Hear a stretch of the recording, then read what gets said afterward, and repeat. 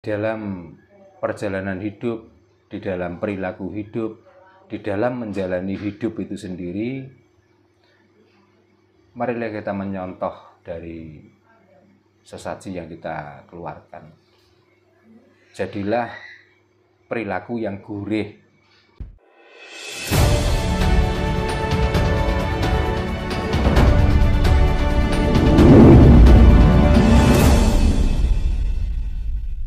Dalu Pak Darno, Rahayu. Nggih, langsung kemawon nggih Pak nggih. Kan sering kita jumpai, bahkan saya sendiri tiap hari itu mengalami Pak. Ketika ada tetangga yang melakukan hajatan, gitu dengan bentuk selamatan, itu kan rata-rata orang itu berasumsi dengan tujuan kirim donga gitu Pak. Atau kirim doa. Nah, maksudnya itu kirim doa itu untuk siapa gitu. Nah, ketika orang berasumsi bahwa doa yang dikirim itu untuk leluhur gitu dan lain sebagainya, apa yang dirasakan ketika orang yang dikirimi doa itu sama orang yang mendoakan Pak Darno? Monggo jadi diceritakan Pak Darno. Selamat malam, selamat berjumpa kembali di channel Seroyo Alam. Untuk saudara-saudara kita dimanapun berada, selalu sehat, diberikan rezeki yang lancar, semua keluarga diberikan ketentraman, dan salam Rahayu Sagung Dumadi. Rahayu. Menjawab pertanyaan Mas Indra tadi tentang selamatan atau kirim doa. Setiap orang yang mengadakan ritual selamatan, karena selamatan identik dengan sesuatu yang dihidangkan atau disuguhkan, termasuk ada nasi, ada buceng, ada buah-buahan, dan yang lainnya. Itulah bentuk dari ritual bancaan atau yang dimaksud tadi kirim doa, kirim donga. Lalu dengan maksud kirim donga atau kirim doa itu identik dengan kita mempunyai keluarga yang sudah meninggal, atau kita itu menyambung rasa dengan leluhur dahulu yang sudah lama meninggalkan kita, yang pada ujungnya adalah supaya doa kita itu sampai ke tujuan. Lalu yang berikutnya, apa yang dirasakan orang yang dikirimi doa dan apa yang dirasakan orang yang mengirim doa? Niku toh nggih pertanyaan. Pertama, dengan kita mengadakan ritualan bancaan atau selamatan atau kirim donga dengan menyajikan berbagai macam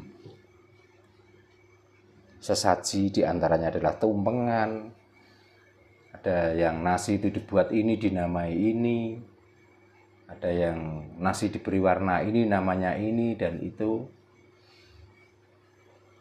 sebenarnya cuman piranti itu adalah alat, dan alat itu sesuai dengan makna dari alat itu yang intinya mengingatkan pada kita semua yang masih hidup dan mumpung masih hidup. Contohnya saya ambil satu contoh, nasi uduk atau dikenal dengan nasi gurih. Dengan menyajikan nasi gurih yang di situ dalam bacaannya maupun dalam niatnya itu dikirimkan salah satu orang yang ditokohkan atau orang yang dihormati, dengan harapan supaya kita satu dikabulkan doa kita, yang kedua supaya kita bisa tercapai apa yang kita cita-citakan.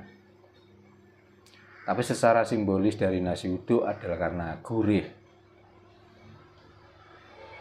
Jadi orang itu nggak tentu dengan makan pedas itu enak, nggak tentu dengan makan manis itu enak. Rata-rata orang yang bisa merasakan nikmat dan bisa merasakan tidak memerlukan lauk pauk dan lain sebagainya, itu kebanyakan dari nasi yang gurih. Maka kebanyakan orang yang kirim doa pada leluhur itu membuat sesaji itu dari nasi uduk, baik warna kuning maupun warna putih. Supaya apa? Mengingatkan pada kita semua di dalam perjalanan hidup, di dalam perilaku hidup, di dalam menjalani hidup itu sendiri, marilah kita menyontoh dari sesaji yang kita keluarkan. Jadilah perilaku yang gurih. Jadilah orang itu yang bisa diterima di mana saja, bukan dengan pangkatnya, bukan karena jabatannya, bukan karena kekayaannya, tapi dengan perilaku baik itulah sehingga setiap perbuatan itu dirasakan oleh orang lain itu walaupun nggak banyak tapi ada manfaatnya, tidak merugikan, tidak seperti sayuran yang lain yang getir, yang pahit dan lain sebagainya, tapi dirasakan setelah adanya orang tersebut, maka dia dalam menyampaikan ucapan juga diterima itu enak, dengan melihat perilakunya juga orang itu tidak membuat keonaran, tidak meninggalkan keburukan. Nah, itulah simbolis dari salah satu sesaji yang dinamakan uduk. Nah, uduk sendiri juga mengandung filosofi ucapan. Uduk dari kata iki, doa atau dongo, yang tujuannya supaya kita semua yang hadir maupun yang menyediakan sesaji tersebut, karena di situ perkumpulan orang-orang yang membaca doa supaya kita itu diberikan keselamatan. Tuh. Kalau kita itu hanya mengharap keselamatan dengan kebaikan saja, tapi kita tidak ingat dengan perilaku kita yang sebelum-sebelumnya, perbuatan yang telah lalu kita lampaui dengan kesalahan, dengan ketidaksadaran diri, maka kadang-kadang orang Jawa itu membuat sesaji yang dirupakan seperti kupat dan lepet dan lain sebagainya.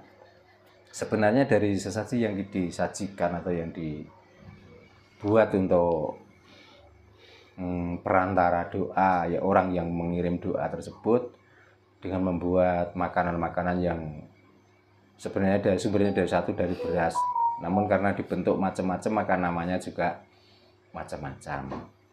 Nah, tinggal kita yang membuat itu apakah sudah paham dengan apa yang dibuat itu dan tujuannya.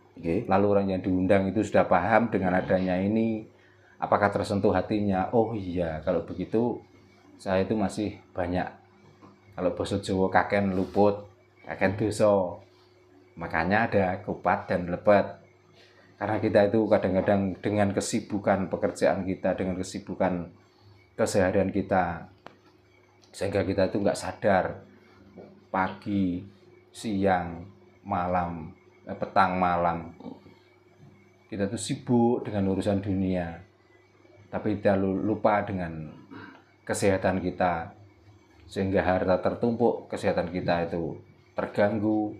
Setelah kita sakit, apa yang kita dapatkan? Larinya untuk mengobati badannya sendiri. Nah, itu yang dimaksud dari kupat adalah supaya kita tuh ingat kiblat. Kiblat itu artinya waktu. Jadi kita tuh harus tahu dengan waktu dan harus pandai memanfaatkan waktu, dalam arti bukan karena sekarang masih hidup maka nggak peduli pagi, siang, sore, petang kita kerja terus, enggak. Cara berpikir kita ya karena besok masih ada siang, kalau hari ini nggak selesai ya kita istirahatkan badan kita untuk kita lanjutkan besok, supaya apa? Dua-duanya imbang gitu. Itulah secara simbolis dari yang dimaksud bancaan atau selamatan atau metode untuk mengadakan kirim donga. Terus yang berikutnya tentang tadi yang ditanyakan bagaimana reaksi atau rasanya orang yang dikirim doa dan orang yang mengirim doa. Nah kita terus pengen tahu merasakan apa yang kita kirim doa. Apakah kita sudah bisa mencapai atau sudah bisa menembus dimensi orang yang dikirim doa yang artinya leluhur kita yang sudah meninggalkan kita telah lama. Kan itu hanya sebuah cara kita bersyukur atau kita tuh mengingat leluhur-leluhur kita yang masa hidupnya waktu kita kecil kita dirawat sehingga kita besar dibiayai sampai ditinggalkannya dia meninggalkan sesuatu warisan, tanah, rumah dan lain sebagainya kita yang menikmati. Kan hanya tanda syukur saja. Nah tentang roh yang dikirimi itu bagaimana rasanya karena saya masih di alam dunia dan di alam kasar. Kalau tanya, kalau nanti saya sudah masuk ke alam roh, tak jawab. Kalau sekarang yo maaf, belum bisa. Kan perasaan kita saja seolah-olah ini dikirimkan dengan bacaan ini nyampe ke sana. Bahkan ada yang berani mengeklaim dengan mengadakan begini nanti akan nyampe ke sana dan akan diterima. Dan apa kesalahannya akan dimaafkan. Itu cuma halusinasi kita saja. Tapi kan yang paling penting adalah kita itu sudah berbuat baik dan menunjukkan bahwa inilah tanda bekti saya ke leluhur untuk mengenang jasa-jasanya.